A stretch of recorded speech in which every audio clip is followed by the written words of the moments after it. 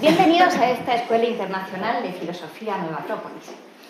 Hoy me he dado cuenta de que siempre hacemos mucho hincapié en lo de internacional, porque nos encanta, ¿no?, estar presentes en los 5 continentes, eso es una maravilla. Pero hoy me gustaría añadir algo, y es que podríamos deducir que si somos internacionales habrá a lo mejor una estructura nacional, un montón de filiales en España, en las que también Nueva Acrópolis difunde la cultura y practica el voluntariado. Y gracias a ello podemos tener hoy la alegría de poder contar hoy con Alicia Rodríguez. Ella es la directora de Nueva Acrópolis en Sevilla y como filósofa desde hace muchos años, yo creo que me la imagino en sus investigaciones, la verdad, disfrutando, tratando de desvelar los misterios, ¿no?, de esta cultura que el tiempo y el olvido ha hecho que se escondieran. Eso es exactamente la filosofía, ¿no?, tratar de llegar a la esencia de las cosas, más allá de las apariencias o de todo lo que pueda haber ensuciado, ¿no?, nuestro alrededor. Y bueno, Tartessos, esa gran desconocida para todos nosotros, sin duda nos causa muchísimo interés como filósofos que somos y quisiéramos saber mucho más de ti. Así que muchas gracias, Alicia, por haber venido desde allí. Muchas gracias a vosotros. Y por tener este gesto tan precioso. Hoy sí, con mayor razón que nunca, voy a pedir un aplauso pre-charla para que sienta el calor de Antonio.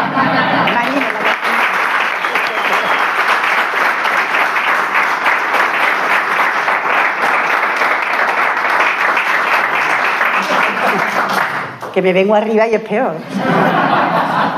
Bueno, lo primero que os quería decir es que espero que os vayáis con tantas preguntas o más que con las que os traéis, porque la filosofía es una de esas doctrinas, podríamos decir, o ideas o campos de estudio que se abren, vamos encontrando respuestas, pero cada respuesta a su vez encierra muchas preguntas. Y Tartessos es un misterio, en cierta manera.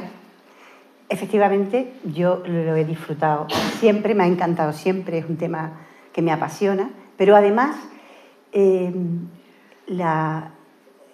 momento histórico está haciendo que se descubran muchas cosas y caigan muchas de aquellas ideas preconcebidas que teníamos sobre Tartessos, de manera que hoy voy a daros un abanico de posibilidades para que en realidad cada uno de vosotros decida dónde está Tartessos, porque puede que esté debajo de nuestros pies, no lo sabemos. Para empezar, os quería decir que, bueno, es un misterio de Andalucía y es un misterio en general, como casi todas las grandes civilizaciones que nos provocan esa curiosidad precisamente porque tienen ese halo de misterio, ¿no? Y Tartessos tiene la característica de que llega a nosotros a través de los... ¿Se me salta una? Esta. Ha llegado a nosotros a través de mitos, sobre todo, de leyendas. Es que no os veo. Es una cultura de leyendas. Nos va a llegar desde testimonios asirios, en las que un gran rey, el Sargón II, pues dice que todos los pueblos se han rendido a sus pies, incluidos el pueblo de Tarsis. Después, sobre todo, tenemos muchos elementos griegos. Los elementos griegos cuentan cosas sobre Tartessos justo cuando se supone que es el momento de más esplendor de Tartessos. Coincide con el siglo VII aproximadamente, 6-7 antes de Cristo, y muchos de ellos a su vez van a ir tomando, van a citar a otros pueblos anteriores o a otros filósofos anteriores. Y después eso va a ocurrir igualmente con los romanos. Los romanos tenemos, sobre todo, a mí me encanta Justino, porque Justino nos da una gran historia sobre Tartessos, sobre las leyendas, sobre los reyes, pero se está basando en otro autor anterior que no conocemos. Por supuesto, Avienno, con la Hora Marítima, tan famoso porque se quiere encontrar la Atlántida siguiendo el periplo de Avienno, y Después en la Biblia también, que sabéis que la Biblia, más allá de las creencias, suele ser como si lo dice la Biblia, bueno, pues algo tiene que haber de verdad, ¿no? Y la Biblia tiene un montón de libros donde habla de Tartesos. Y se habla de Tartesos, por ejemplo, como el templo de Salomón, la plata que está en el templo de Salomón proviene de Tarteso. Y hay una cita muy graciosa, que es la última, la de Jonás. ¿Os acordáis de Jonás? Que era, yo soy de colegio de monjas, Jonás es el que huía y se lo tragó la ballena, ¿os acordáis? Huía de Dios y dice, huyendo de Dios buscó las naves de Tarsis para huir, ¿no? Entonces, eso son citas que tenemos. Pero en realidad, los griegos, aparte de citar algunas cosas de Tartesos concretas, sobre todo cuentan mitos. Y hay mitos que son griegos que no sabemos si son realmente griegos o esos mitos son más universales, que puede ser también, como por ejemplo el mito de Gerión, que nos lo cuenta Estisícoro de Himera en su Gerioneida, y es muy interesante porque aquí esta es evidentemente una imagen griega, porque imágenes tartésicas no tenemos. Pero para que veáis un poco la diferencia, Gerión era aquel que había llegado, que tenía unos bueyes, que cuidaba los bueyes de Gerión, que Hércules, después en sus trabajos, una de las cosas que tiene que hacer es robarle los bueyes a Gerión. Este personaje de Gerión en el mundo griego aparece como un gigante con 3 cabezas. En el mundo tartésico aparece como 3 hermanos, que son los que están gobernando juntos, ¿no? El personaje de Hércules también aparece en Tarteso y normalmente se le va a identificar como el Melcar, que es una figura fenicia realmente, pero bueno, más o menos se les identifica. Y tiene algunas diferencias con el Hércules griego, ¿no? Ahí incluso hay un teósofo sevillano que era muy, muy curioso. Entonces él tiene una poesía que le dedica a Sevilla y le dice: oh Hércules de Libia. Libia es la zona, se llamaba Libia en la antigüedad, a la zona del norte de África, ¿vale? Hércules de Libia, o sea, no me estoy refiriendo al Hércules griego, sino que el fundador de Sevilla es el Hércules libio. Que, por cierto, Hércules fundó media España, porque fundó La Coruña, fundó Cádiz, o sea que Hércules tuvo un trabajo importante, no dejaba de ser un héroe, eso es importante. Sí que es curioso una cosa, a veces los mitos dicen que es probable que toda esa idea del fin del mundo, de ese Gerión que era un monstruo, de todo lo demás, realmente era una forma que tenían los griegos de proteger su territorio comercial. O sea, lo que yo no quiero es que nadie sepa cuáles son mis rutas y ahora me vaya a fastidiar. Comento todas las historias de todos los problemas que hay allí y entonces vamos a trabajar con los mitos. Pero bueno, no termina aquí la cosa. El mito por excelencia son los 2 grandes personajes, son Gárgoris y Avis, que son los reyes de Tartesos, reyes míticos, de los que nos habla, sobre todo Justino nos habla mucho de Gárgoris y Avis. Y la historia es muy, muy curiosa. Por una parte, fijaros la cita que he recogido abajo, que es muy interesante, ¿no? Los bosques tartesios, en los cuales se dice que los titanes lucharon contra los dioses. Fueron habitados por los curetes, de los cuales el rey más antiguo del que se tiene noticia es Gárgoris.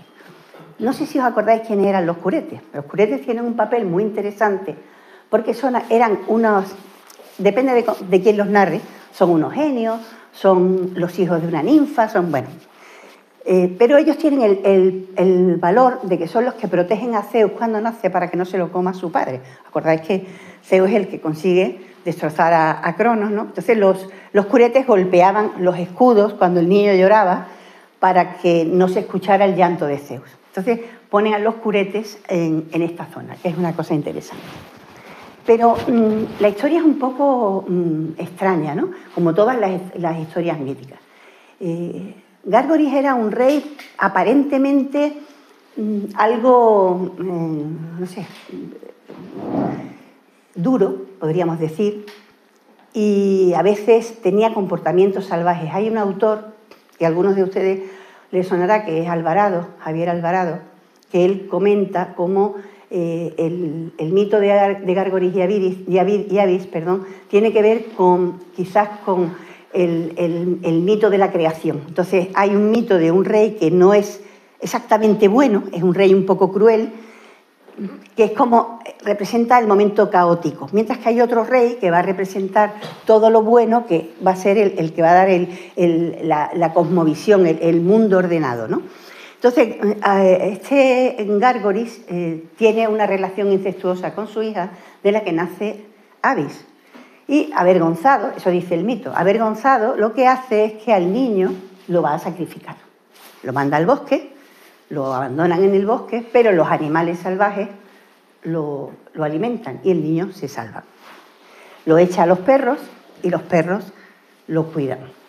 Hace todo lo posible por cargarse al niño, pero no hay manera. Eso es un mito también de creación, un mito del gran director, ¿no? Al final, pues, no tiene más remedio que decir que es hijo suyo, hijo y nieto suyo, y Avis llega a ser el rey de Tarteso. A Gárgoris se dice que nos da la miel. Todos esos son mitos que están relacionados con las culturas, más civilización que cultura, porque cultura hay un paso más, ¿no? La cultura son aquellos elementos que nos permiten establecernos, evolucionar estableciéndonos juntos, ¿no? Pero a Avis se le atribuye la invención del arado, la agricultura, las leyes, la prohibición de la esclavitud, divide a los hombres en siete castas, podríamos decir, y les da como un orden, en definitiva. Esos son los dioses míticos, los reyes míticos de Tartesos por excelencia. Otro rey mítico es Argantonio. Argantonio, que significa más o menos el hombre de plata o el hombre de la plata. Argantonio lo conocemos a través de los griegos. Hay un relato que va diciendo cómo hay unos foceos que se pierden y que llegan a Tarteso, y a Argantonio le dice que se queden allí, y ellos le dicen que no, que tienen que volver a su ciudad, y les da tanta plata, para que vuelvan y puedan construir las murallas de su ciudad, que incluso el ancla está hecha de plata. Eso es una de las ideas que se tiene, ¿no? Entonces se le considera un rey mítico, pero no sabemos mucho de él. Ahí tenemos una representación, en realidad la de la izquierda es una figura de Cádiz, que se considera más bien fenicia, y Argantonio es una representación con lo que sería el tesoro del carambono, del que vamos a hablar después. Bueno, aquí tenéis una representación de lo que ahora, y quizás nos hemos quedado un poco cortos, se considera que es la influencia tartésica. O sea, llega desde Portugal en realidad hasta Alicante se considera que llega. Eso, de todas maneras, vais a ver que lo que sí vamos a tener en todo momento va a ser discusión. Sobre todo se discute si es si no, de dónde llega, dónde no llega. Es típico de nuestra época, ¿no? Pero bueno, es muy interesante porque ya vemos cómo Estrabón sí habla una vez más de Gerión, y nos habla de Tarteso, como el río Tarteso, porque el gran problema que nos encontramos es a qué se refieren, a una ciudad, a una civilización, a un río. Bueno, no lo sabemos, ¿no? Siempre lo que se ha buscado y se sigue buscando es la ciudad. Hay dos buscadores, porque ni que decir tiene que en España Tartesos no interesa. No le interesaba a nadie. Sin embargo, hay dos personajes, que uno es alemán y otro es francés, Schulten y Bonsor, que se enamoran del mito de Tarteso, con una característica curiosa en el caso de Schulten, que es que se acababa de descubrir Troya. Y lo había descubierto Schliemann. ¿Y cómo lo había descubierto? Con los textos. Entonces él intenta encontrar Tarteso siguiendo los textos, ¿no? Que después los arqueólogos posteriores tienen una máxima que es: déjate de avieno y vamos al terreno. ¿Por qué vamos a dejar tanto texto y vamos a ir a lo que va? Porque la arqueología, todo lo que no tome y pueda medir y pesar, no le vale. Pero sí es verdad que el mayor valor que tiene Schulten es que pone a Tartesos en el mapa. La gente empieza a preocuparse por Tarteso. Lo busca por muchos sitios. Él considera que debe estar en el Coto de Doñana. No sé si es que estamos justo en la otra punta, ¿no? Pero la zona del Coto de Doñana tiene una particularidad que hay todavía, lo que le llaman el campo dunar, porque son dunas, y es una zona súper móvil. Aquello, una duna cambia de un sitio para otro con una rapidez bastante grande. Y lo único que consigue encontrar son unas ruinas romanas que descartan porque eso no le interesaba, ¿no? Y nunca encontró gran cosa. Se le critica mucho en parte porque él hizo algunas cosas que no eran elegantes, ¿no? Por ejemplo, se asumía algunos descubrimientos. Estaba enamorado de España, eso era curioso. Él participa, por ejemplo, en una parte del descubrimiento de Numancia. Pero claro, en la publicación lo que dice es que Numancia lo ha descubierto él y Numancia se había descubierto mucho antes, o sea que no. Quizá eso hizo que no se le tomara demasiado en serio, se le tratara un poco mal. En cambio, Bonsor, que realmente se hizo español, vivió en Carmona muchísimo tiempo, estuvo trabajando con Schulten durante un tiempo, incluso en las campañas que hizo en el Coto de Doñana le acompañó, pero no encontraron Tartessos, ninguno de los dos. La diferencia es que Bonsor tenía un estilo de trabajo como más ordenado, más organizado. Él fotografiaba todo, pintaba todo, si cogía algo, cuidaba de que se viera cuál era el contexto en el que había aparecido, porque no es lo mismo una vasija. Mira, te traigo una vasija, que una vasija en un lugar determinado, porque el contexto nos va a dar mucha información, ¿no? Entonces, claro, está mucho más reconocido. Lo que me da un poco de pena porque murió sin encontrar Tartessos. Sin embargo, después en Carmona se han encontrado muchos restos tartésicos, sobre todo vasijas y cosas así. Tú dices, bueno, estaba encima el pobre y no lo encontró. Me imagino que estará desde arriba viendo algo, digo yo. Aquí lo tenéis. ¿Veis cómo tiene? Es muy curioso porque él se compra un castillo en Mairena del Alcor. Carmona, Mairena del Alcor está muy cerquita, cerca de Sevilla, pero tirando dirección a Córdoba. Y se compra un castillo que se llama el Castillo de la Luna, donde están ahora su museo, ¿no? Y todo, veis, todo súper ordenadito. Es un museo pequeñito, es humilde, hombre, si lo comparamos con un museo nacional, vamos, pero es una cosa muy bonita. Y ahora lo estaban restaurando, últimamente hemos intentado ir y lo estaban restaurando, pero bueno, vamos a ver si es posible. Y de pronto, en el año 1958, de una manera completamente fortuita, aparece el que se llama el Tesoro del Carambolo, por el Cerro del Carambolo, que es donde apareció. Este tesoro aparece porque había un tiro de pichón, iban a hacer una especie de encuentro internacional y estaban haciendo obras. Y llegó el arquitecto y dijo, esas ventanas a mí, tan cerca del suelo, no me gusta, echarlas un poquito más para abajo. Y ahí aparece primero un brazalete y luego aparece una vasija y dentro el tesoro del carambolo, que lo vais a ver ahora. El tesoro del carambolo es muy interesante por muchas razones. Aquí lo que vamos a ver es que, porque había como, podríamos decir, dos momentos a la hora de fabricar joyas, ¿no? Lo que son las joyas más de oro macizo, más lisas, que a mí personalmente me gustan más sencillas, ¿no? Y este es lo que se llama filigrana. Es un trabajo impresionante. El joyero que hace, porque el tesoro se copió, se hizo una copia, y decía que la técnica es absolutamente fascinante, porque cada agujerito, cada bolita que veis, a su vez está hueca. O sea, que estamos hablando de muchos años. Se calcula que el tesoro del carambolo puede ser del 8 antes de Cristo, verás que es interesante, ¿vale? Y lo que sí se ha encontrado es que el oro procede de la misma zona de donde sale toda la minería de Valencina, o sea, que es de la zona, porque también se estuvo planteando que posiblemente el tesoro no era de aquí, que se había traído, ¿no? Hubo quien dijo, cogen el oro, se lo llevan, hacen el tesoro, lo traen, hombre, un poco absurdo, ¿no? Pero son cosas que se ven.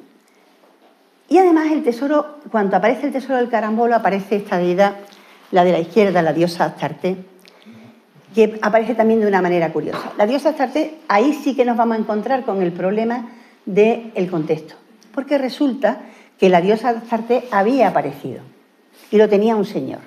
Y el señor, cuando aparece el tesoro del carambolo y se armó tantísima revolución con el tesoro, se asustó y dijo, esto a ver si me van a decir que yo he robado, que yo tengo otra cosa, y se lo entregó a un historiador que a su vez lo hizo entrega en el Museo de Sevilla. Es fenicia, si os fijáis en el tocado es egipcio, muy fenicio no, pero sí es fenicia, y desde luego la inscripción que tiene a los pies es una inscripción fenicia, que por cierto es muy bonita. Hay ahora una traducción que los nombres te los pone como más españolizado, pero digo, mira, yo lo voy a dejar tal cual, que es como viene en el museo. Y se cree que, ya vais a ver ahora cuando veamos lo que es el yacimiento, como hay dos capillas, una capilla Melcar, que ya habíamos hablado de él, y una capilla Astarté. Y se cree que es un templo donde se hacían ofrendas y se hacían como plegarias, peticiones y cosas así. Y la que tenéis arriba, que está en el cartel de esta charla y con la que yo cierro porque me encanta, es una de las paradojas de la historia. Esta imagen se la encuentra, ya no me va a salir el nombre, Carriazo. Se llama el bronce Carriazo porque lo encuentra de la Mata Carriazo. Y se lo encuentra en un mercadillo de Sevilla de segunda mano que se llama El Jueves, porque se hace jueves. Somos muy originales los sevillanos. Y se la encuentran, si os dais cuenta, el piquito de lana de la izquierda está cortado. Como es de bronce, pues pensaron que era oro. Gracias a que es de bronce, ha llegado hasta nosotros. Si llegase de oro no nos llega ni seguro.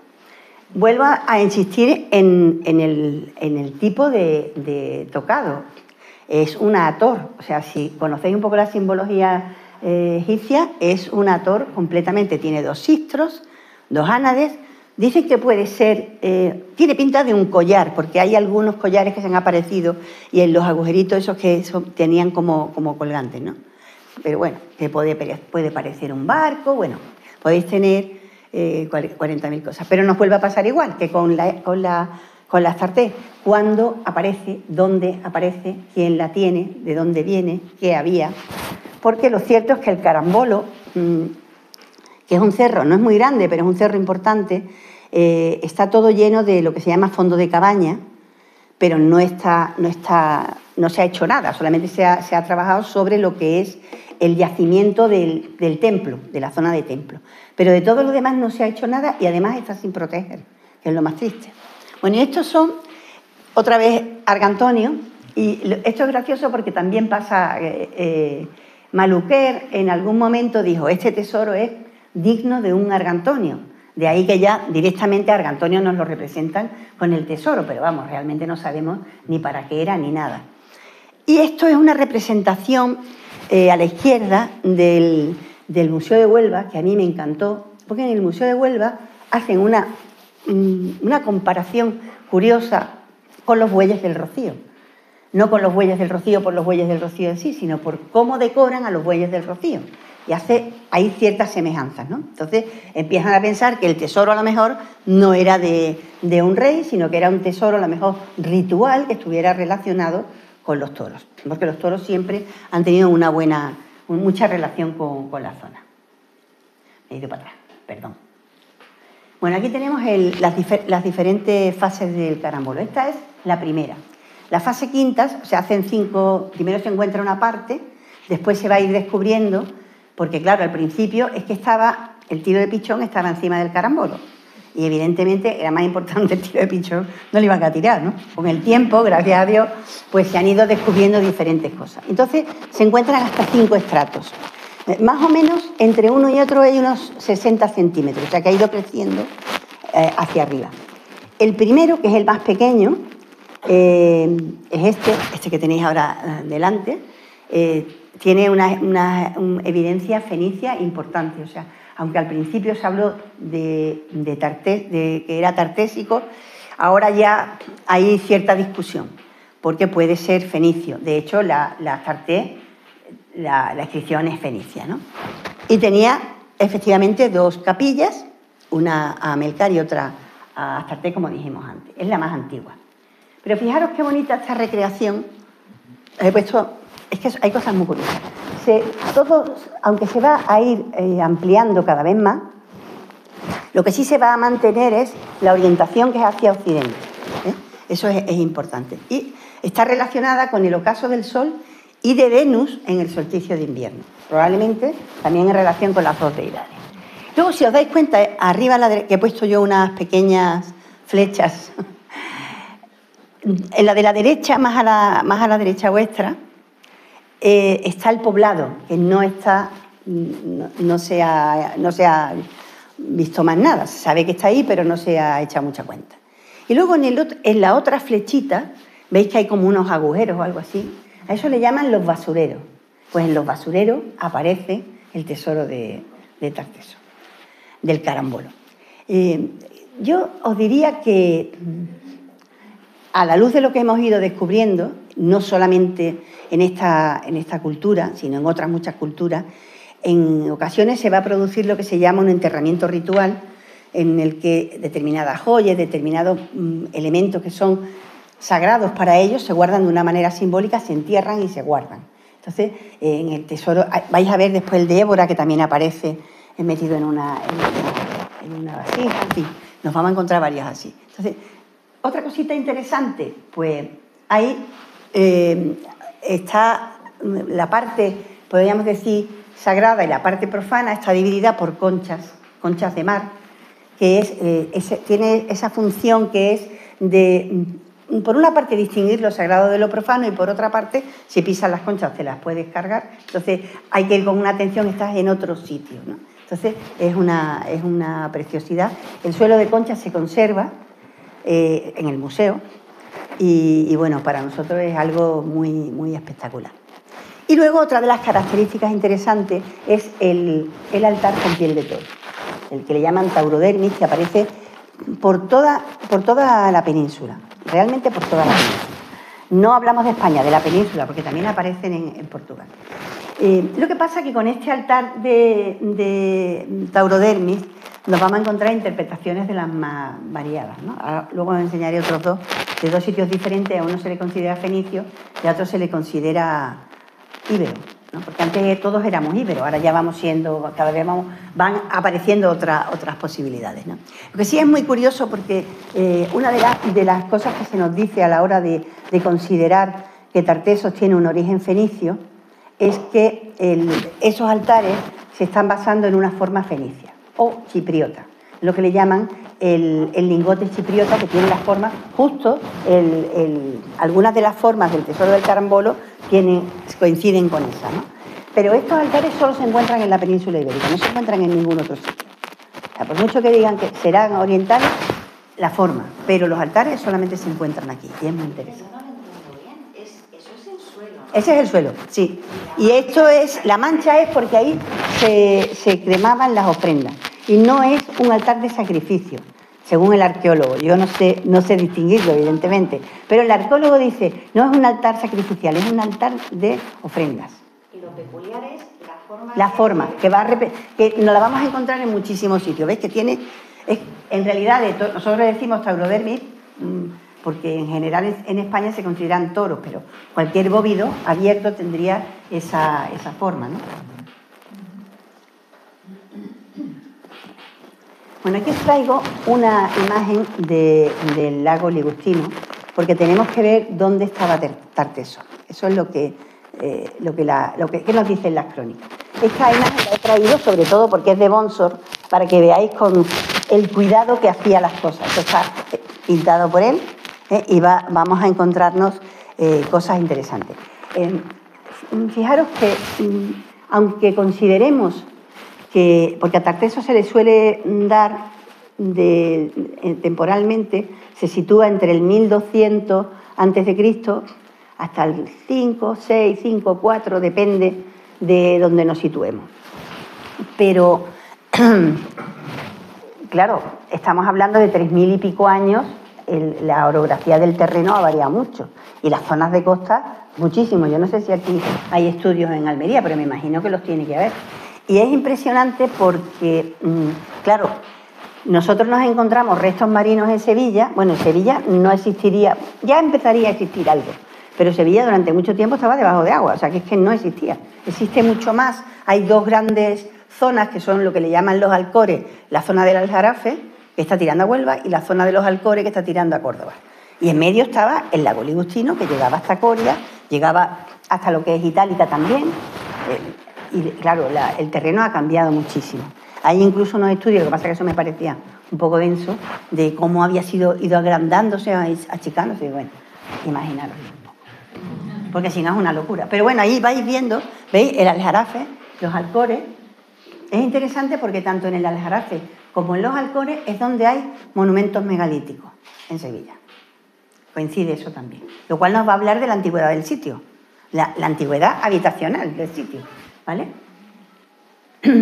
Aquí tenemos otra imagen en la que vamos a ver las distintas, cómo va a ir cambiando a lo largo del tiempo, de qué época nos estamos refiriendo. Es la única que traigo y esta es otra. Yo hago muchas para que lo vayáis viendo, ¿no? Y también esto está discutido, o sea, yo he dicho que lo curioso, estamos trabajando con una civilización que se mueve muy en el mito, muy en la leyenda, ¿no? Y entonces, bueno, pues puede referirse a esto, puede referirse al Oriel, puede referirse a muchísimas zonas, pero bueno, básicamente se considera aquí. Y toda esta zona de Mesas de Asta, Castillo de Doña Blanca, Cortijo de Évora, todas estas zonas han aparecido restos tartésicos. Esto es lo que se creía que era la influencia tartésica en el más grande, ¿no? Y vais a ver que pueden poner que sean asentamientos fenicios o tartésicos. Se diferencian en un principio.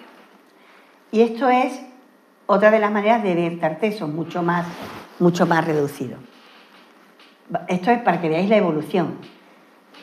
De la influencia, porque lo que vamos a ver es que van a ir apareciendo cosas fuera de lo que era, donde siempre se ha considerado que estaba Tartesos, que era en el suroeste.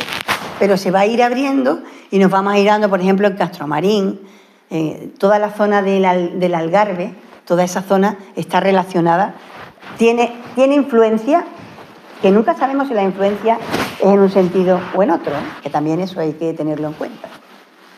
Y arriba veis como la influencia ya sí la amplían incluso hasta el oeste. Bueno, ahora sí me gustaría detenerme en los fenicios.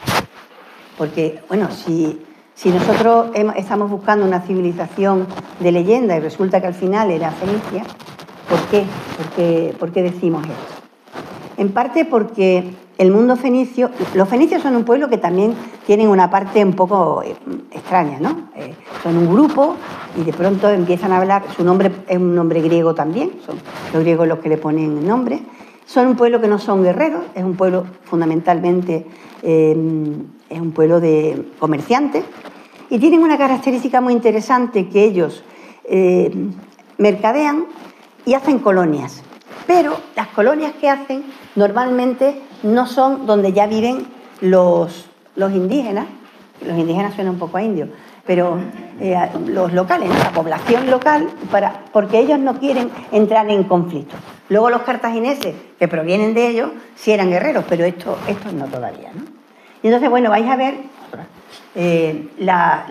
cómo se va moviendo todos los fenicios. Se cree que provienen de la zona de Tiro, se van a mover por el Mediterráneo y lo van a ir haciendo todo. Y entonces la idea de que toda la cultura proviene de Oriente. Que yo no digo ni que sí ni que no, pero que toda la cultura venga de Oriente en 1200, que es cuando se cree que están los fenicios, es decir, que aquí no había ningún tipo de cultura, y en eso estoy en completo desacuerdo, y ahora os voy a decir por qué, ¿no? Hay que datarlo. Aquí tenéis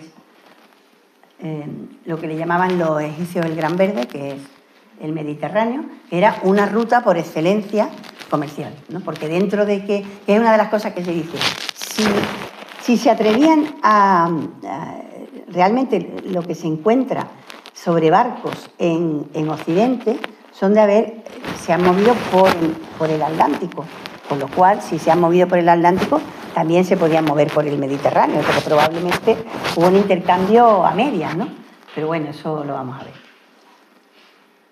Esto es también la hipótesis de lo que ocurre en esa edad oscura que le llaman la edad de... cuando surgen los llamados pueblos del mar, que tampoco se aclara muy bien qué pueblos son. Últimamente lo que nos están diciendo es que probablemente son pueblos que están emigrando, son diferentes pueblos, es un conjunto de pueblos, probablemente por algún tipo de crisis climática, o se han ido moviendo y van a ser... Además, se cree que ya tenían armas, algunos tenían armas de hierro, con lo cual estamos en el bronce final. ¿Por qué? Porque va a aparecer el hierro, y el hierro es más poderoso que el bronce, ¿no? Y evidentemente pueden con casi todo, solamente hay algunas que se salvan, las ciudades destruidas y las que perduran, pero realmente hacen un gran estrago en la zona. Se ha descubierto también ahora que además de los pueblos del mar estaban los pueblos de la tierra, o sea que la migración no es solamente a través del Mediterráneo, sino que también lo hacen a través de la tierra, ¿vale? Bueno. Vamos a trabajar con la hipótesis fenicia. Aquí están los altares, los lugares de fenicios, y también están los altares que le llamamos taurodérmicos, que se consideran fenicios, ¿vale? Y según el simbolito van a ser más, encuentran uno, encuentran dos o encuentran muchos. Y esta es la que yo os decía antes, que es un poco la paradoja, ¿no? Tenemos uno que aparece en Coria del Río, que se considera fenicio, pero aparece uno en Lorca, que se considera íbero, porque aquí no se va a considerar, aquí no se habían llegado. Entonces, estamos trabajando muchas veces con hipótesis. Pero, ¿cuál es la hipótesis real? La hipótesis real es que aunque ellos no quieren mezclarse en el sentido de guerrear, de quitar a la población local su lugar, lo que se dice es que hay una mezcla entre la población local y los fenicios que van a provocar tartesos. Eso es la teoría que está más en boga ahora. Hay un escritor que es muy divertido, es de Jerez, se llama José Ruiz Mata, y este decía, pero vamos a ver, si tú eres fenicio y llevas 50 años en Cádiz, tú ya eres de Cádiz, tú ya no eres fenicio. Y es cierto, ¿no? O sea, nosotros, ¿de dónde somos? Somos de donde nacemos, entre comillas. Pero si llevamos, nuestra familia, mi padre, yo soy sevillana, pero mi padre era catalán. Yo que soy catalana, pues no, yo soy sevillana, pero no llevo tanto tiempo. Entonces, un poco, tenemos que ver las cosas con un poco de perspectiva. Yo sí creo que hay, evidentemente, una mezcla, trabajo conjunto, que se mezclan culturas, que ellos vienen porque encuentran algo que les interesa, o sea, ya se dice, hay plata, hay oro, hay estaño menos, pero hay bronce, también dicen que había grandes riquezas de ganado, de agricultura, o sea, que a ellos les interesa, evidentemente, y traen, pues, sus elementos. Lo que no podemos llegar a creer es que todo lo que hay en Andalucía proviene de los fenicios, o sea, el vino fenicio, pero resulta que la muestra más antigua de vino que hay, que se ha encontrado en el Mediterráneo, está en Málaga. Vamos a ver, pero si los fenicios no habían llegado, ¿cómo está el vino allí? Entonces, ¿había vides o no había vides? Las vides que las traen los fenicios, el olivo lo traen los fenicios, todo lo traen. Entonces, es un poco absurdo. Entonces, yo me he permitido el lujo de hablaros un poco de la población local. Y os he traído varios sitios. Este es el que se considera más antiguo y el más impresionante, que es el dolmen de Menga de Antequera, que allá hay varios, que el pozo que se ha encontrado es relativamente... Yo lo conocí sin pozo. El pozo tiene la característica de que la profundidad del pozo es la misma que la longitud del dolmen, o sea que está hecho a propósito. Y nosotros fuimos en una excursión que hicieron en Nueva Acrópolis de Málaga y nosotros nos apuntamos.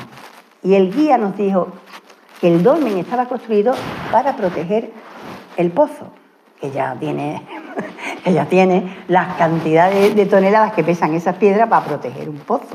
Podría haber sido un poco... Probablemente, ya sí se dice, que tiene un sentido ritual de algún tipo que no conocemos, ¿no? Y luego, bueno, esto sí os sonará, supongo, ¿no? Tenéis los millares de 3.200 a.C., 2.200, hasta hace muy poco se consideraba la primera que había, como si dijéramos, de ahí surge absolutamente todo. Luego aparece Valencina, que es... Valencina es un enigma absoluto ahora mismo porque están un poco despistados, ¿no? En Valencina lo que había eran dólmenes. Y de pronto, bueno, pues ahí lo que le llaman el fondo de cabaña es cuando ven unas cabañitas, aquí hay algo. Pero, claro, ahora están empiezan a mirar sin necesidad de levantar. Están viendo que hay 800 hectáreas de territorio. Esos son como 16.000 campos de fútbol, una barbaridad. Son ¿cuánto era? Era medio 1.600 metros, una cosa exagerada. Entonces, lo tengo ahí puesto, ¿no? Son 7,8 kilómetros cuadrados, lo que es el complejo. El poblado son 250 hectáreas. Y yo lo comentaba hoy con Jesús. Lo que llama la atención, para que veáis un poco las paradojas en las que trabaja la historia, que Los Millares es un poblado. De ciudad nada, era un poblado. Un poblado importante, pero era un poblado, ¿vale? Itálica era un poblado. Valencina era un poblado. Pero Itálica, que es romana, que tiene 52 hectáreas, o sea que es la quinta parte de lo que era Valencina, es una ciudad. Porque no saben dónde situarla, en definitiva. Y seguramente todavía hay mucho que descubrir. Esta es otra cosa también muy interesante. Esta es una cueva que hay en Jimena de la Frontera, que se cree que es del milenio, del tercer milenio antes de Cristo, y son representaciones de barcos. Hay muchas veces en algunos libros sobre Tarteso aparecen los barcos como si fueran los barcos tartesios en la portada. Lo que se ha datado es las primeras capas de pigmento, o sea, las más superficiales. Y a esa conclusión han llegado. Con lo cual estamos viendo que en el 4.000, 3.000, 4.000 antes de Cristo aquí se navegaba, ¿vale? Y además hay barcos, por ejemplo, hay una representación de un barco de los Millares, ¿no? Yo por lo menos no lo he traído porque tenía una foto muy mala, digo, ¿para qué lo veo yo? Pero hay una representación de que había, o sea, que realmente estamos hablando de que había algo importante, ¿no? Luego aquí, esto lo he traído porque me encanta, el Argar, que es posterior, es del 2200 más o menos, ¿no? Antes de Cristo se considera. Hay una escritora, porque la pobre ya murió, que ella sostenía cómo el sureste y parte del levante español responden mejor que el occidente a lo que va a contar Avieno y probablemente orográficamente a lo que dice Avieno, y que se parece más a Tartesos que lo que hay en occidente. Esta mujer habla incluso de Alicante, ¿vale? Y yo creo que es una cosa a tener en cuenta. ¿Pero por qué hay que tenerlo en cuenta? Porque nosotros nos podemos preguntar cuándo empieza Tarteso. Si partimos de la base que Tarteso empieza de la mezcla de los fenicios con la población local, 1200 a.C. como mucho, incluso 1100, que les dé tiempo a los fenicios a organizarse, ¿no? Pero, ¿y si los tartesios estaban antes?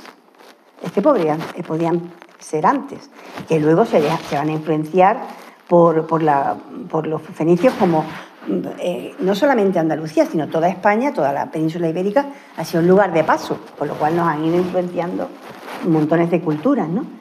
Y bueno, no en vano, aquí tenemos una de las zonas, bueno, eso me ha contado sitios que yo ni conocía, que me parecen fascinantes, que eso habría que investigarlo, porque realmente es algo que lo que no le ponemos no le damos valor a nuestro patrimonio cultural. Eso es lo más penoso, ¿no? Y ahora os traigo algunas imágenes de sitios tartésicos. Este es el castillo de Doña Blanca del puerto de Santa María. Ahí nos contaba el arqueólogo, hace muchos años que también lo visitamos, que ellos reconocen cuando lo que le llaman túmulos no son de origen natural, sino que tienen algo debajo, ¿no? Y que por eso descubrieron el castillo de Doña Blanca. Ya vais a ver después los túmulos que aparecen en Badajoz, la cantidad de cosas que nos están enseñando. Esto lo dejé para que vierais también cómo realmente hay una ruta que comunica, la llamada ruta de Heraclea, comunicaba el este con el oeste, o sea que, bueno, que de siempre no... se dice que esta ruta era más o menos del siglo VI, pero que lo que hace es que recrea una que había anteriormente, mucho antes. Estas son las vasijas tartésicas de Carmona, que no vio Bonso el pobre, los candelabros de Lebrija, que veis que la factura ya no es como la del Tesoro del Carambolo, es como más recia, más lisa, son una preciosidad, son grandes. Estos estaban en el Museo Nacional, en Madrid. Esta es Asta Regia, está en Badajoz, en Jerez. Por el nombre hay quien dice que ahí está el verdadero Tarteso, porque claro, hay quien sigue buscando una ciudad, puede ser una confederación, puede ser, estamos buscando una ciudad. Bueno, no lo sé, pero Regia puede ser un nombre posterior, porque en Asta Regia también hay ruinas romanas, y esa ha sido su perdición. A la vez ruinas romanas, ¿ahora qué hacemos? Destrozamos los romanos, a ver si hay algo, y a lo mejor no hay nada, con lo cual es un poco complicado. Hay un movimiento interesante de ciudadanos para poner en valor estas ruinas, que espero que consigan algo. Este es el tesoro de Évora, pero de Sanlúcar de Barrameda, no es portugués. ¿Veis que se parece un poco al tesoro del Carambolo? Este es el de Aliseda, que está en Cáceres, que no está considerado tartésico, pero que se parece muchísimo casi todo lo que se encuentra. Esto aparece cuando todavía de Badajoz no sabíamos absolutamente nada, ¿no? Y esto es el centro de la ría de Huelva, porque en el Tinto y el Odiel son dos ríos que podían tener una desembocadura probablemente conjunta en su momento, y hay quien dice que ahí estaba el lago Ligustino o Golfo Tartésico. Puede ser. Lo que sí es interesante es lo que nos dice Juan Pedro Garrido Roiz, que también falleció el pobre. Él lo que nos decía es que en Huelva, como no hay muchos restos romanos, lo que es el yacimiento occidental está por completo. Y realmente en Huelva están apareciendo cosas fascinantes.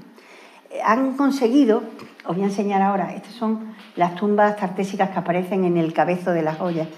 El Cabezo, en Huelva los cabezos son como una especie de túmulos de montañita, que debajo seguro que hay algo, y este hombre por lo menos defendía eso también. Y es una zona súper interesante que querían construir. Y bueno, hasta hace nada había una polémica enorme y han conseguido parar la construcción, porque era un complejo de viviendas enorme que se lo hubiera cargado, ¿no? Fijaros, el complejo de las Ollas como es, y está sin terminar de excavar. Y además está en medio de la ciudad, o sea que Huelva está completamente minado de cosas tartésicas. Y ahí veis algunos restos, estas vasijas que está ahí a la derecha son típicas de Tarteso, con la forma como de un ciervo, de un animal así que llama la atención. Esto es el ajuar funerario de las Ollas. La cabeza parece que es de lobo o no se sabe porque las orejitas son muy de punta, es de un carro, de la rueda de un carro, ¿vale? Y esto es otra cosa que me encanta, que me parece súper interesante, un descubrimiento en Huelva, en la ría de Huelva, se encuentra un yacimiento, un depósito de armas inmenso. Estas armas, si veis la forma que tienen, que se llaman de lengua, de doble lengua, estas armas no se sabe si es que se hizo algún tipo de ritual, un ritual a las aguas, que bueno, tenemos una tradición muy bonita, la del rey Arturo, ¿no? Con la dama del lago, que es la que le entrega el arma, entonces hay una relación de las armas con el mar o con las aguas, pero también puede ser que hubiera un naufragio. Pero bueno, es curioso que solamente queden las espadas, ¿no? Y algún casco también queda, que también es un casco muy curioso. Y esto, que es del año, hace 2 años o 3 años, arreglando lo que era el edificio de Hacienda, pues aparecieron restos tartésicos en el centro en el centro de Huelva, está completamente lleno. Este otro sitio súper interesante, que es Tejada la Vieja, es un pueblecito que hemos hecho una excursión, está muy bien porque hay una asociación que son los que te lo muestran y te lo hacen de manera súper amena y muy, muy bonita. Es interesante porque el pueblo entero está abierto, o sea que se ha conseguido, está extendido por completo. Ahí tenéis un poco una recreación, que sería, bueno, tiene como interesante que tenía murallas, quiere decir que ahí ya había alguna necesidad de defensiva, y probablemente la función de este pueblo está cerca de las zonas de las minas. Hay zonas de la mina de Huelva, de las minas incluso de Jaén, de la parte de Sierra Morena, de las minas que hay en Sevilla. Entonces era como el centro de distribución del material, seguramente se considera. Que para los que conocéis Cástulo, en Cástulo se han encontrado restos que se creen también tartesios. O sea que estamos hablando de que cada vez se va abriendo más el abanico. Esta es la muralla para que la veáis. estos son unas edificaciones que no sabemos muy bien a qué se refieren. Hay una de las cosas que nos dicen los arqueólogos es que cuando llegan los fenicios lo que sí cambia es la forma de construir. Se construía en cabañas redondas generalmente y entonces no había como un urbanismo, por decir alguna palabra, ¿no? Pero que cuando llegan los fenicios empiezan a construir casas cuadradas que se van adosando unas a otras y ahora sí ya hay calles y pueden hacer una distribución de la ciudad más urbanísticamente hablando. Otro enigma, el misterio de la cultura. Porque, claro, ¿tenían los fenicios, los tartesios, escritura? Nos dicen que tenían escrituras de 6.000 años de antigüedad. Eran leyes escritas en verso. No eran solo leyes, estaban escritas en verso. Sin embargo, nunca se ha considerado que la escritura, por supuesto, la traen los fenicios, o sea, volvemos a echarnos para atrás, pero aquí tenemos a una profesora de historia que en una visita al Museo de Huelva se encuentra con estas dos piezas. Una de ellas se considera una naveta y la otra se dice que es un afilador, pero ella descubre que tiene una serie de signos que podrían ser escritura. Se ha llegado a la conclusión de que evidentemente son signos ortográficos y estamos hablando de 5.000 o 4.000 años antes de Cristo, que es muchísimo tiempo. O sea que la escritura podría estar. Hay otro enigma más, las estelas de guerreros entre interrogación, no sé si eran de guerreros o no, pero aparecen la verdad muchas veces representados los guerreros. Estas estelas se han usado para muchísimas cosas. Se cree que en las estelas de guerrero en algunas hay signos ortográficos clarísimos, que no se han desentrañado todavía, no los conocemos qué decían. Pero probablemente las estelas de guerreros son una forma de comunicación, porque algo quieren decir. Aparecen por toda la vertiente atlántica de la península y una de las características interesantes, la vamos a ver en el de arriba, es que muchas veces los escudos con los que aparecen tienen como 3 círculos concéntricos. Y hay quien habla de la Atlántida precisamente por una de las razones, es por esos 3 círculos, porque hablan de los 3 círculos concéntricos que estaba formada la Atlántida. Yo creo que la Atlántida es anterior, pero bueno, ahí lo tenemos, ¿no? Y aparecen como los guerreros con su ajuar. Hay partes en las que parece que podrían ser mujeres, pero nosotros no sabemos cómo se decoraban ellos. O sea, nosotros no sabemos si esta que es de abajo, que es como de diadema, si era una mujer o era un guerrero que se había puesto una diadema, no lo sabemos. O sea, que estamos un poco dando palos de ciego. ¿Veis toda la zona donde se desenvuelven? Aquí tenéis 2 donde evidentemente, ¿veis? Hay signos muy, muy claros. ¿Veis? Otra vez cómo aparecen los círculos concéntricos.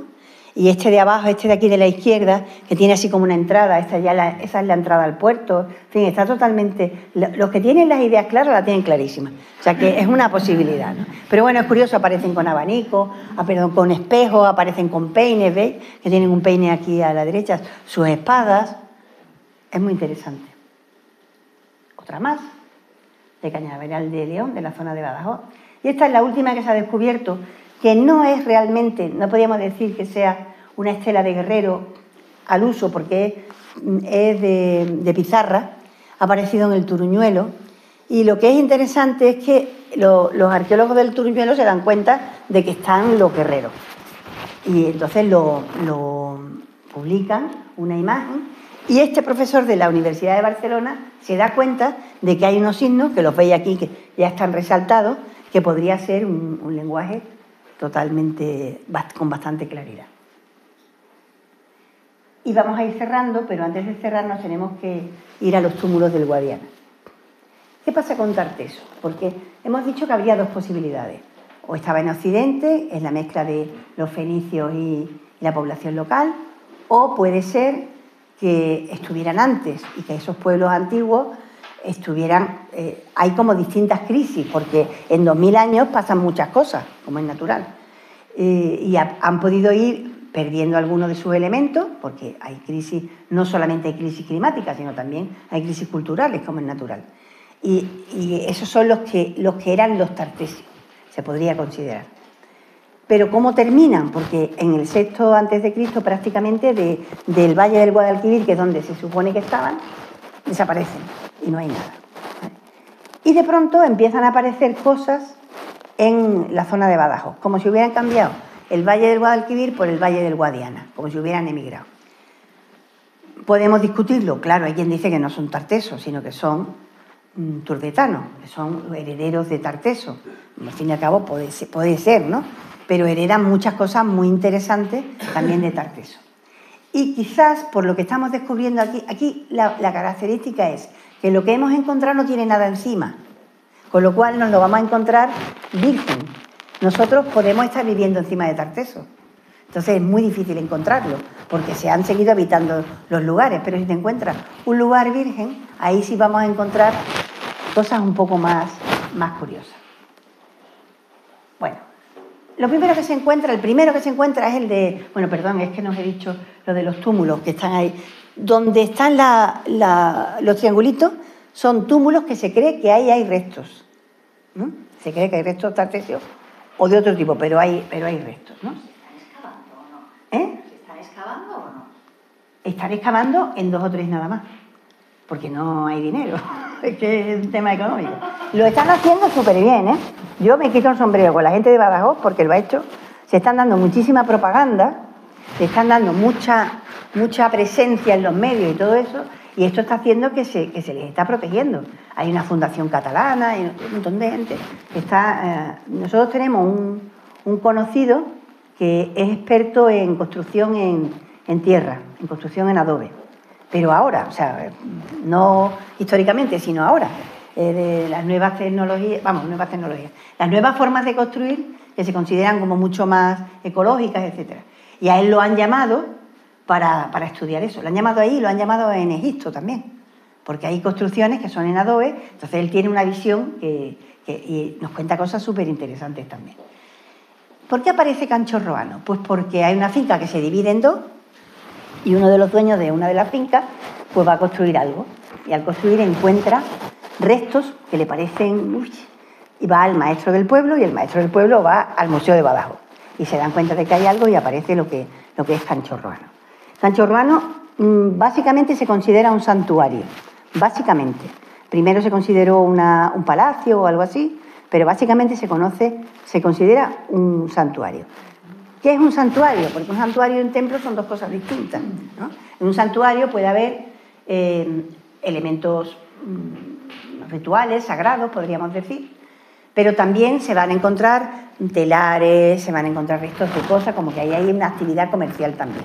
Y se dice que, bueno, era muy corriente en la época, que era como que el templo era el sedatario, ¿no?, de que lo que se estaba haciendo allí estaba haciéndose bien, ¿no? Entonces se hacía las 2 cosas a la vez, ¿no?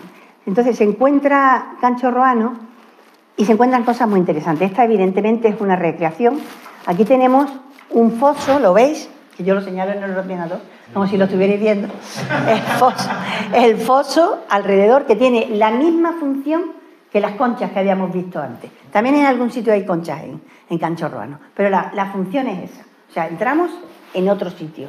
Y de alguna manera deberíamos entrar de otra manera, ¿eh? Es muy curioso. Entonces hay una zona central, que es la zona más sagrada, la zona de templo, y lo demás se cree que son pues habitaciones o para los sacerdotes, o zonas de intercambio de mercancía, o silos, no lo sabemos. En el foso se han encontrado restos de algún tipo de banquete de última hora, ceremonial probablemente, pero no sabemos mucho más, no sabemos por qué termina. Sí es verdad que hay distintas etapas. Esta es otra distribución, ¿veis? Para que lo vais viendo. El santuario principal, que es el pilar, es el más moderno. El pilar, o sea, lo curioso de Canchorroano, para mi punto de vista, es que la zona sagrada se ha mantenido siempre en el mismo lugar. Hay un primer altar, se construye otro templo y encima de ese altar se construye una taurodermis, que es más... Y encima de ese se construye el pilar, que se cree que habría algo encima, pero que se ha perdido, porque no se va a quedar el pilar nada más, ¿no? Ese es el más moderno. Mirad el primer altar. Este es el más antiguo. Así, a primera vista, parece un cartucho egipcio de todas. Pero es un círculo y un triángulo. Los desengaño. Siento, es que yo lo vi y digo, ¿egipcio total? Pues no. Me encantó. Bueno, lo vais a ver ahora. En el triangulito donde empieza hay como un agujerito por donde entraban las libaciones, ¿no? De los sacrificios. Los sacrificios no tenían que ser de sangre, podían ser vino, podían ser perfume. Nosotros somos muy exagerados, puede ser de muchas maneras, ¿no? Este era el primero. El segundo altar es el que está en medio, que es el de Taurodelphi. ¿Veis el agujerito de las libaciones? Ese se ha conservado muy bien, porque el segundo templo sí lo destruyeron para construir el tercero, pero el primero no. Entonces el primero se encontró casi idéntico, casi intacto. Y el de arriba es el altar con el que es el pilar que no sabemos qué tendría en sí mismo. Pero es curioso cómo se va manteniendo. Esto se sigue haciendo. La cantidad de templos hay que han sido primero mezquitas. Aquí en España montones, ¿no? Primero fue mezquita, después pues no sé qué. Bueno, pues señal de que no podemos olvidar que la Tierra tiene una energía que las podemos captar o no, pero si las somos capaces de captarla podemos encontrar lo que diríamos lugares mágicos, ¿no? O telúricos, si queréis, ¿no? Y hay zonas donde uno siente que hay unas corrientes energéticas súper importantes. Se supone que los templos intentaban canalizar las energías del cielo y de la tierra y entonces lograban como un espacio en el que las experiencias eran como más especiales, ¿no? Como nos permitían una cierta elevación de conciencia. Aquí tenéis donde está situado, que está iluminado, es donde está el pilar y debajo están los otros altares. Este es el tesoro que se encuentra en Canchorroano. El elemento por excelencia que os vais a encontrar es el caballo. El caballo aparece muchísimo. El ciervo y el caballo, por ejemplo, aparecen mucho. Los pendientes, a mí es que me encantan. Yo me he puesto unos pendientes tartésicos, que nadie me ha dicho nada. Son de los hippies, pero bueno. Pero si algo me tengo que poner que parezca realmente que yo soy tartésica. Pero son unos pendientes que son, vamos, yo me pondría casi todas las joyas que han sacado. Me encantan. Son súper bonitas. Y ahora otra cosa curiosa que aparece en Canchorroano, aquí debajo de este cristal está una estela de guerrero. Os he puesto la imagen ya rubricada, pero reutilizan esa imagen, esa piedra. Aparece siempre, ¿no? Los círculos. Sí, sí. Siempre, casi siempre, lo de los tres círculos. Verá que es uno de los elementos a tener en cuenta, ¿no? Hay otro descubrimiento, de eso no he traído fotos, que es como una casa, parece una casa. Y es más pequeño y no tiene tanta importancia. Pero el que nos tiene fascinados es los túmulos de las casas del Turuñuelo, también en Badajoz, en Guareña, donde los descubrimientos sí que nos han dejado fascinados porque nos dan claves interesantes.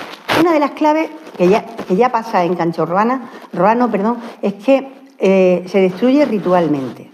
O sea, no la destruyen de una manera porque haya una invasión, no, la destruyen ellos mismos y, como se suele decir, amortizan el lugar, lo cierran y lo entierran, que también lo vemos en otras culturas. Y había yo comentado antes cómo, claro, ahora si tú ves a esa luz, ves los tesoros que aparecen en vasijas enterradas, ya nos puede parecer que ahí puede haber alguna posibilidad de ritual, ¿no? Esta es la excavación, ahora está un poquito más ampliada, ¿vale?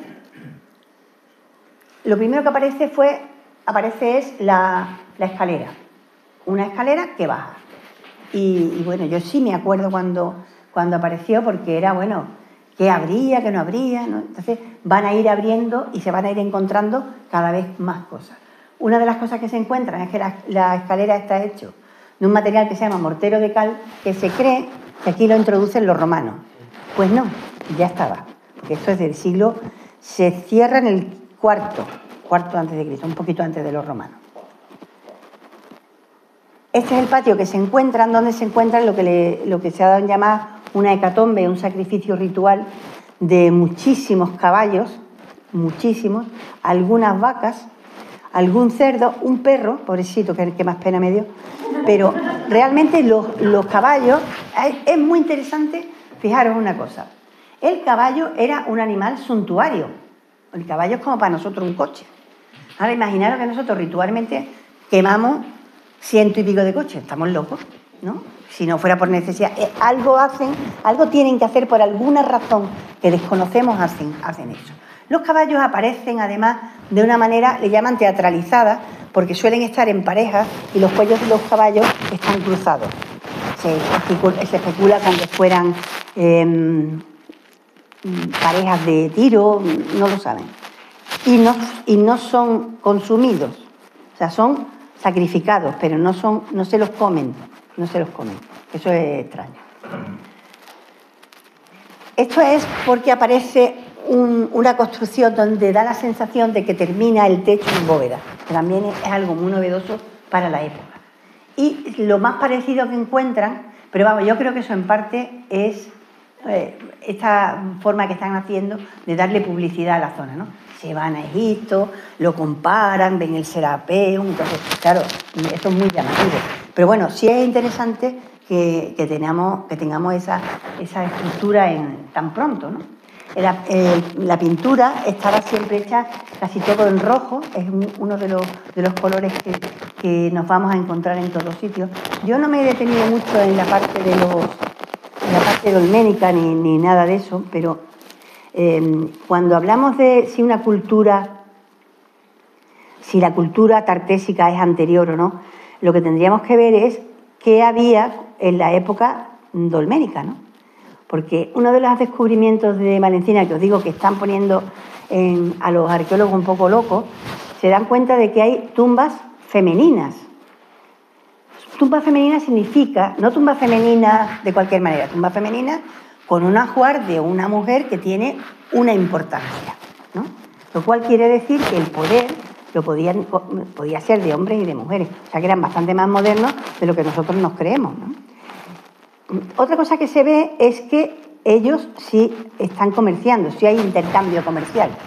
Por ejemplo, en esta tumba, se llama, además fijaros que nombre tan bonito es, se llama la Dama del Marfil. La Dama del Marfil empezó siendo el Caballero del Marfil, porque primero se creían que era un hombre, pero las nuevas técnicas han descubierto que es una mujer. Se llama del marfil porque su ajuar entero, casi todo el ajuar, es de marfil. Y tiene un colmillo de elefante africano, un colmillo de elefante asiático, ámbar de Sicilia. Tiene cosas absurdas, alucinantes, pero que al mismo tiempo nos indican que desde distintos sitios nos estamos moviendo y se está comerciando. Y como característica también interesante es que después de enterrados se siguieron haciendo ofrendas a esa tumba y hay enterramientos posteriores, pero como si fuera hacia ese lugar. Sabéis que no sé si sabéis, hay un último dolmen que es más bien un tolos, que se llama Montelirio, donde han descubierto cadáveres, o sea, es como si hubiera habido algún tipo de ceremonia, y no saben todavía, no han terminado de ver qué se ha hecho ahí, ¿no? El tipo de ajuar que tienen, cómo van arreglados, todos van con las caras pintadas. Probablemente dice, se está encontrando, porque claro, la medicina también, la medicina forense también participa ahí, ¿no? Que probablemente estaban envenenados de cinabrio, pero no porque se envenenaran, sino porque usaban mucho cinabrio para decorarse, ¿no? Para la pintura, para pintura de las paredes y eso. Me acordaba por el rojo. Veis aquí un poquito mejor lo de los caballos. Hay representaciones muy realistas, pero me parecen tan tristes que yo he pasado completamente. Mirad que, ¿veis cómo están colocados los caballos? Que están están cruzados. Estos son otros espacios que encontramos, en distintas escaleras, puertas, van encontrando cada vez más cosas. Encuentran, por supuesto, el altar con forma de toro, no vaya a ser que nos falte. Aquí sí se encuentra el cadáver de un señor. No se ha llegado a ninguna conclusión. Parece ser, dicen que a lo mejor es que se quedó, que algunas conclusiones son un poco ridículas, perdonadme. El Turuñuelo, igual que Cancho Roano, se tapa. Primero se quema, se destruye todo. Por eso vais a ver que hay piezas que no están enteras, porque es que la destruyen. Se quema y se tapa con arcilla. Eso es lo que lo ha protegido, gracias a eso se ha protegido. Y aparece un cadáver. Y dice, seguramente se despistaría, no le daría tiempo. Se olvidaron del pobre chaval que estaba de guardia. O era el portero, yo ya no lo sé. Pero bueno, esas son conclusiones, porque os digo una cosa, yo me lo veo todo, que yo me pongo de YouTube hasta aquí y se ven cosas absurdas, pero bueno, hay que discriminar un poco, ¿no? Pero a veces te ríes, te lo pasas hasta bien. Bueno, pero el altar de piel de toro lo tenemos y aquí tenemos piezas que aparecen. Los pies son del mismo mármol con que está hecho son de mármol de Atenas. No se encontraron nada más de momento. Puede ser que esté más destrozado y que puedan ir apareciendo, pero es del mismo mármol del Partenón. ¿Ves? Aquí pajarito, esto es una parrilla, esto es una jarra. Esto le llaman la bañera o la sarcobañera, porque no saben si es un sarcófago o es una bañera, que también eso le llaman los arqueólogos. A mí es que me encantaban esas cosas. Y es esa también hecha de mortero de cal, que es un material que ya hemos dicho que es curioso. Una de las cosas que hacen es que no solamente han hecho ese sacrificio, sino que ellos han hecho un gran banquete. Y hay un lugar al que le llaman la sala de los platos, donde están los platos destruidos. O sea, dan un banquete tremendo, ritual, rompen todos los platos, lo dejan allí. Como curiosidad, hay platos que son de origen griego y hay platos que son copias de platos griegos. O sea, es muy gracioso. Ya la manufactura del lugar había hecho copias de los kiris, de algunas copas, pero lo destruyen todo. O sea, eso es una de las cosas interesantes. Y otra de las cosas interesantes es que aparece algún betilo. No sé si más o menos sabéis que no encontramos muchas deidades. Nosotros, aparte de la Astarte, que evidentemente es fenicia, nosotros no tenemos muchas representaciones de deidades tartésicas. Y se especula con la posibilidad, bueno, si hay un betilo es que evidentemente es que hay un culto, pero no le damos forma al dios, ¿no? Es una manera de entender a la deidad en la que la estamos separando mucho de la morfología humana, que vamos a dar, como no sabemos cómo expresarla, pues tiene que ser una piedra que sea de un origen diferente. Si tú te encuentras esto por el campo, te crees que es un chino y no le haces ni caso, pero los arqueólogos saben distinguir porque es de un material, es un tipo de piedra completamente diferente, la densidad y todo es diferente, ¿vale? Y de los últimos descubrimientos, pues son las caras del Turuñuelo, que también fueron súper famosas. Veis que están rotas y cómo hay partes que están más oscuras unas que otras. Porque como se queman, no se quema todo por igual, pues hay partes que se han quemado más y partes que se han quemado menos. Hay una cosa que me encanta, esto para las chicas. No puedo remediar.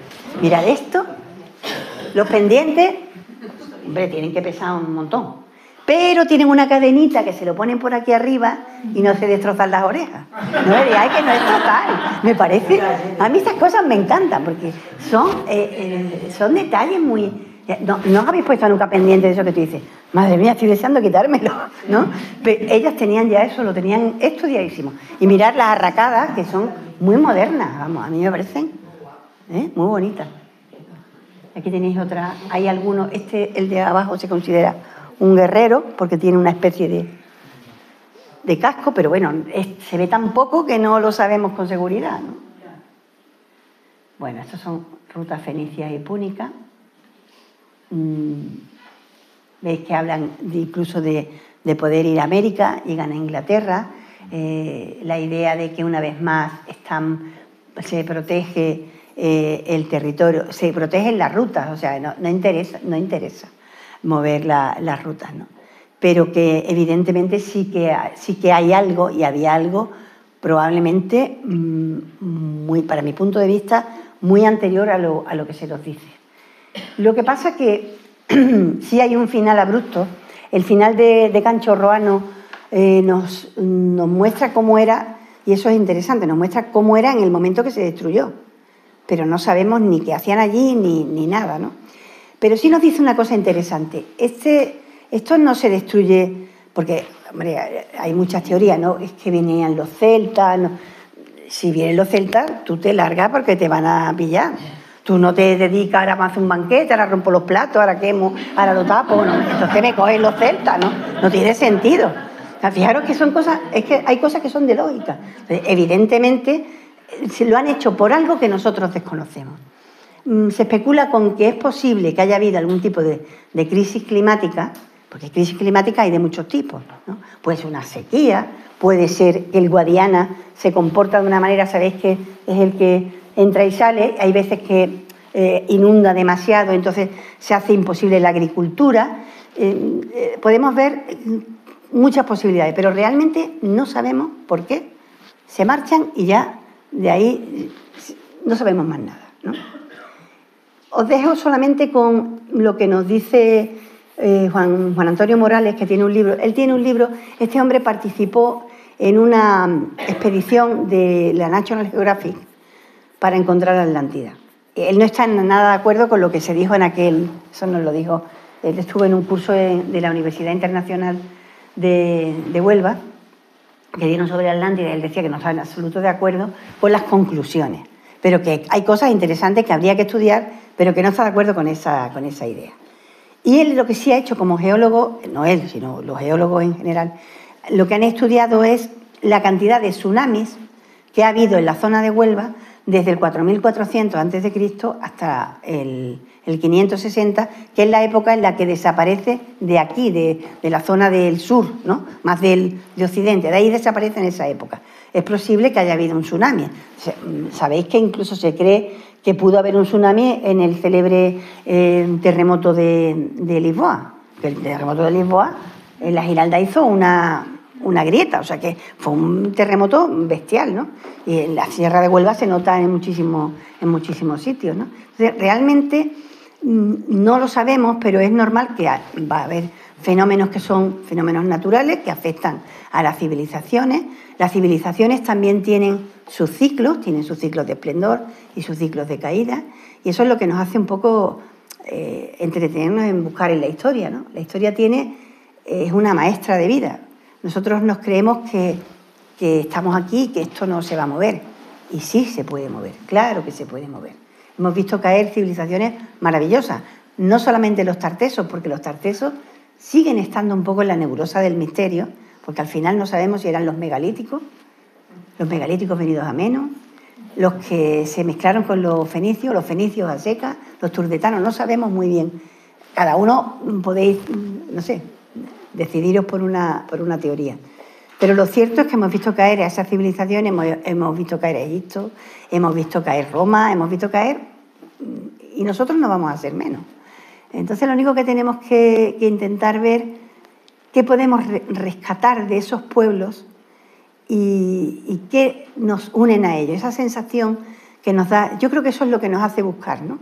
Cuando tú te planteas que eran hombres y mujeres como nosotros, que tenían nuestras aspiraciones, tenían esos elementos, ese punto de sacralidad. Cuando un pueblo tiene ese punto de sacralidad, yo creo que ahí es cuando se da el vuelco de verdad, ¿no? Porque no estamos hablando de una sacralidad vulgar, sino es una forma de ver que hay algo trascendente, de que pertenecen al mundo, de que todo está dentro del cosmos, ¿no? Y incluso esos ritos que son los ritos cosmogónicos, que lo que van a hacer es volver a recrear lo que pasa al principio de los tiempos. Todas esas cosas las hacen a su manera. Entonces, van a poner sus monumentos en la dirección al sol. Y la pueden poner en dirección al sol de poniente o al sol de levante, dependiendo del tipo de ceremonia que hagan. Todo ese tipo de cosas nos indican que sabían mucho más de lo que nos creemos, que probablemente nosotros no podemos comprender qué tipo de tecnología tenían, porque es que hicieron cosas maravillosas, absolutamente maravillosas, ¿no? Pero se planteaban la vida de una manera bastante interesante. Yo creo que justo para cerrar os había traído una frasecita que la he puesto un poco más sencilla de cómo la encontré, que en realidad todos los mitos, y si Tarteso es un mito, pues no deja de ser que nos conduzca a esos valores que son atemporales, que nos hagan identificarnos con un modelo heroico o divino o semidivino. Entonces, bueno, busquemos en el mito nuestros orígenes y no pensemos que somos diferentes. En todos los pueblos hay una civilización mistérica. Todos los pueblos teníamos algún tipo de conexión y da igual de dónde venga la cultura. Lo importante es que la cultura está y se nos está mostrando. Y si podemos rescatar algo de ellos, pues bienvenido sea. Y ojalá nosotros dejemos algo tan maravilloso como han dejado nuestros padres andaluces antiguos, aquellos padres. Que sería lo bonito, ¿no? Que alguien se interese por nosotros, pero que les dejemos algo de verdadero valor, que no va a ser ni el dinero, ni las bitcoins, ni nada de eso. Van a ser otras cosas, otros valores. Si somos capaces de transmitirlos, llegaremos como Tartessos muy lejos. Porque lo importante es que Tartessos ha llegado hasta aquí. Y nada, muchas gracias. Y si tenéis alguna pregunta, pues intentaré contestarla.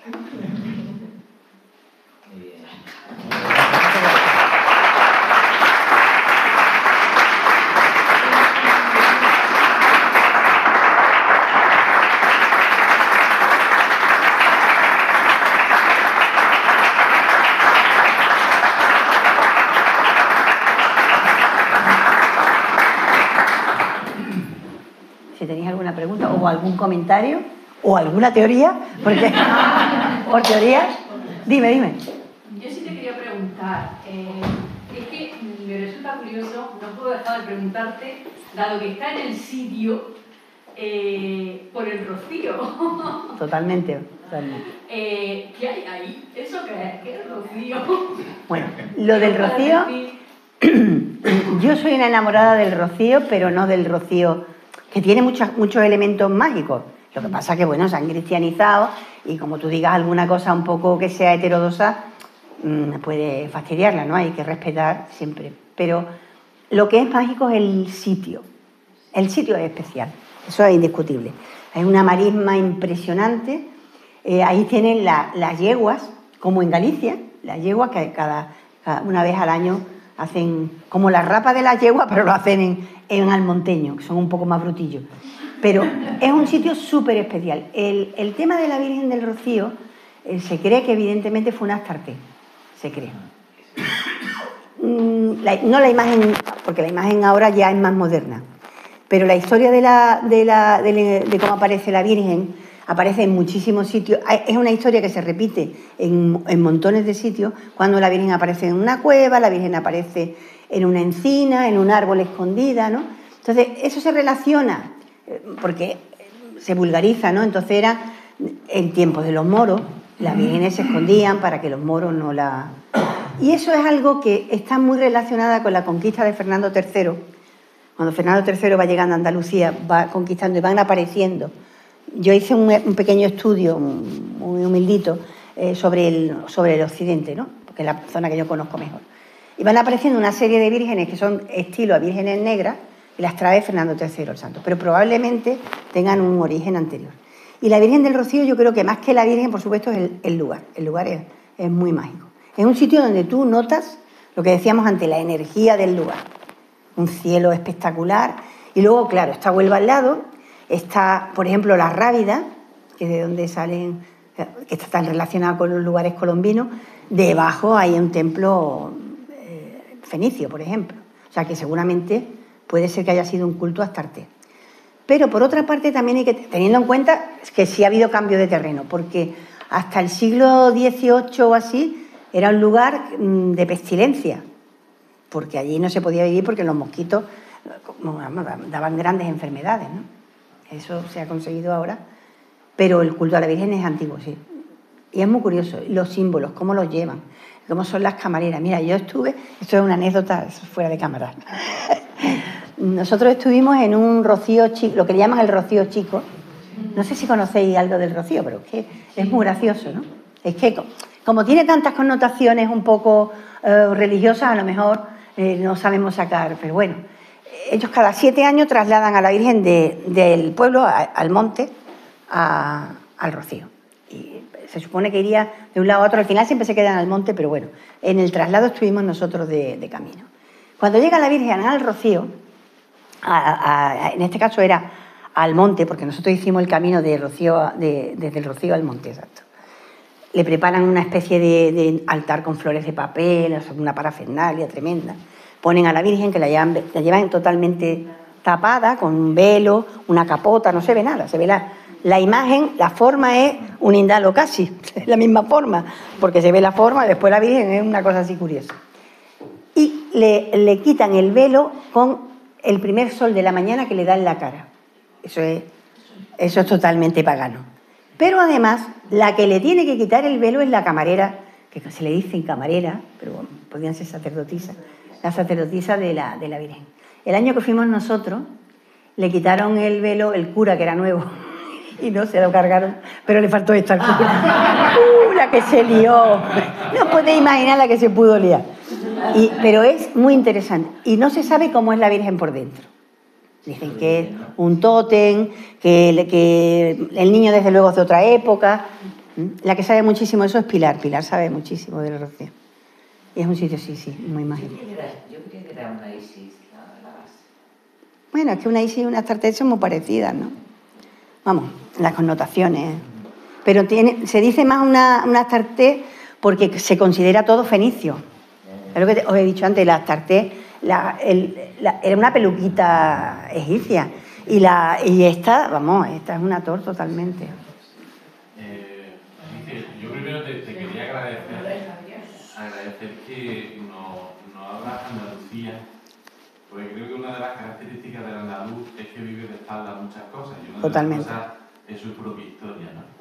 Sobre todo porque no valoramos... No lo valoramos, totalmente. Te lo agradezco porque yo no sabía que había tanto, ni tanta excavación, ni tanta cosa. Hay muchas cosas, sí. Que seguramente pasa por la carretera y como no está indicado... Exactamente, sí. Es algo curioso.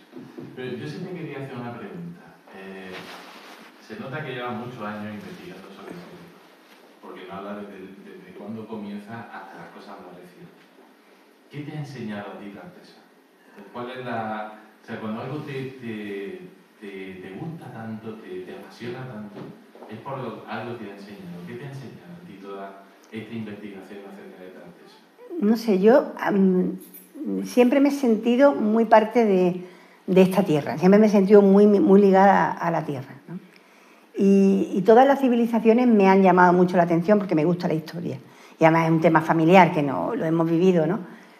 Pero Tarteso es como si fuera mío, es como si fuera algo muy, muy personal, ¿no? Y es como que tiene una resonancia, determinados ritos, determinadas cosas. A mí, por ejemplo, la inscripción de la Astarte me parece tan tierna que yo la podría haber escrito. Un agradecimiento, porque es un poco de niño chico, ¿no? Te agradezco, que sabemos que a la deidad no hay que acercarse así, pero bueno, pero es tan tierno, ¿no? Yo me acerco a ti en agradecimiento. Pero eso me pasa en Itálica también, ¿no? Cuando ves los pies de Némesis en el suelo, donde ponían los pies antes de entrar a combatir los gladiadores, y yo me encomiendo a la Némesis antes de combatir. Entonces es como la relación con lo sagrado, yo creo que es lo que me ha dado. Que siempre la hemos tenido, ¿no? Porque si tú no la tienes, no encuentras la resonancia como es natural. Pero ese vacío que te deja otras creencias, cuando tú empiezas a buscar porque necesitas algo que no habías encontrado antes, ¿no? No es que lo haya encontrado del todo en Tartesos, pero sí que me ha parecido... Yo podría haber vivido allí. Yo creo que sí. A lo mejor estoy enterrada al lado de la dama, al lado de la dama del marfil. Alicia, bueno, lo primero es que he alucinado con la memoria que tienes porque no has consultado ni una nota. Pero las tengo, por si las moscas. Dentro de esta parte mítica de leyenda y demás, creo que se ha teorizado mucho con que Tartesos hubiera podido ser habitantes, ¿no?, de la Atlántida, si es que la Atlántida estaba ahí en el Atlántico, ¿no?, que se hubieran establecido aquí. Esto es un poco comprometido, pero ¿qué piensas tú al respecto? Yo creo que la Atlántida está un poquito lejos, la verdad. Porque creo que la Atlántida, sí, Yo creo en Platón. Si Platón, porque hay quien dice Platón sí para esto, pero Platón no para otras cosas. Si Platón dice 9000 a.C. y a la luz de lo que está apareciendo en Turquía, es muy factible que en 9000 a.C. hubiera civilización. O sea que me lo puedo creer perfectamente. Entonces, hasta el 3000 a.C. son 6000 años. Pero una de las teorías que se tiene es la corriente humana que surge de la Atlántida y va para Europa y va para América, ¿no? Y que va quedándose por el camino. Entonces, ¿una posible primera colonia atlante? Yo creo que sí. Pero ya los tartesios no serían, porque serían los hijos de los hijos de los hijos.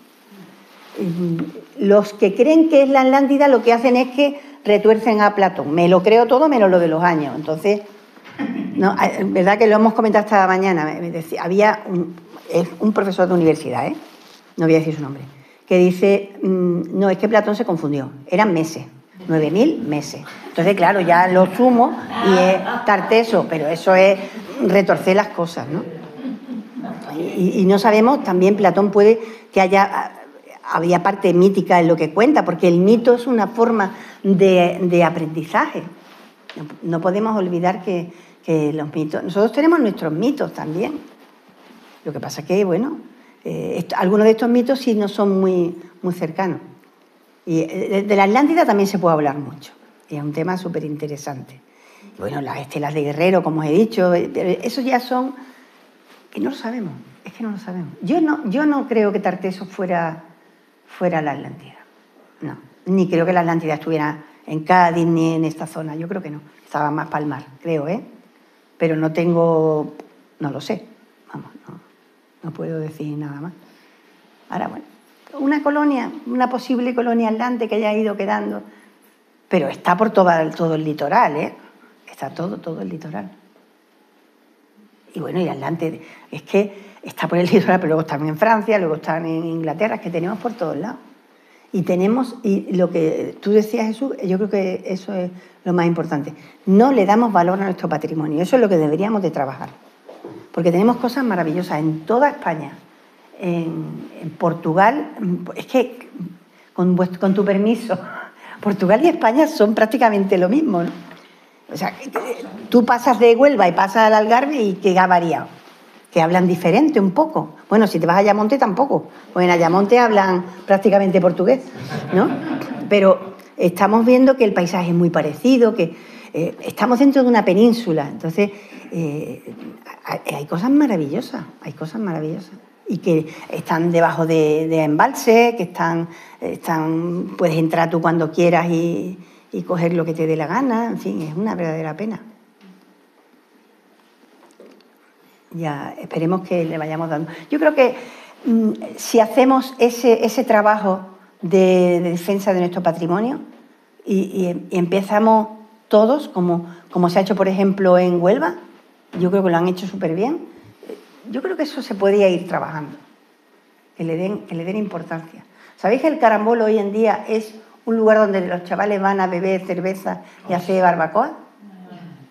Está destrozado, totalmente. Hay una parte que taparon y está protegido, pero luego lo que es todos los alrededores, que es anterior al Carambolo, probablemente a lo que es el tesoro y el templo, eso está totalmente ahí destrozado. Lo incendian cada tanto, en fin, es una pena. En fin. Tiene una parte bonita y una parte triste, ¿no? Del olvido. Yo creo que no hay que olvidar. El olvido es la falta de verdad, ¿no? Eso es lo que dicen que era la verdad es aletheia, la falta de verdad es aletheia, ¿no?